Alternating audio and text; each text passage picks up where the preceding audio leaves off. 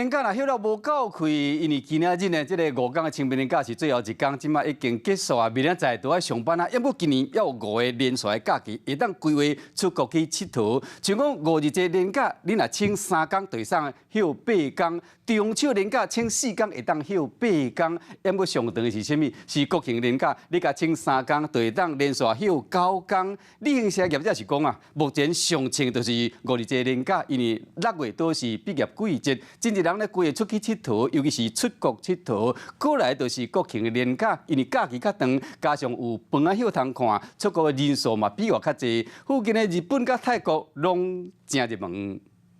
我们到6支1号柜台排队。伫年假机场逐工，伊比来真侪人，毋过冇人假日爱上班，无法度出去佚佗，或者是爱休假，心情变真歹。毋过莫艰苦，因为今年各个月年假，亲像4月底劳动节有3天年假，到6月5日节休4天，只要搁休6月19到21，得当请3天休8天。中秋节年假扣掉8日礼拜补班，有3天假期，毋过9月25到28号，请4天得当休8天，到10月国庆日年假，同款嘛是请10月11到13，请3天得当休9天。今年上尾一个年假就是元旦的假期，12月30到元旦有3天假期，上时期就是5日节和国庆年假。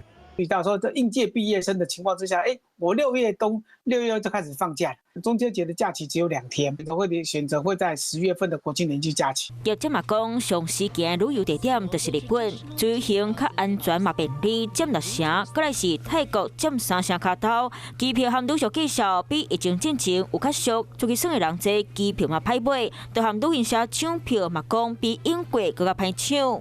我马上订，我马上刷卡，马上就付钱。那跟你旅行社呢？我率先押金，先给你收一个定金，要等出发前2个礼拜是3个礼拜。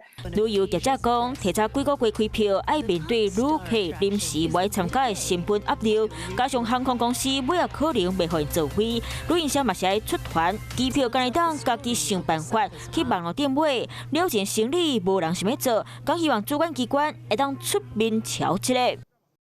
Hello， 大家好，我是乃瑜，要教给大家2个任务。第一个，华视新闻的脸书专页，你按赞了吗？还有华视新闻的 YouTube 频道，赶紧订阅起来，还要记得按赞，开启小铃铛哦。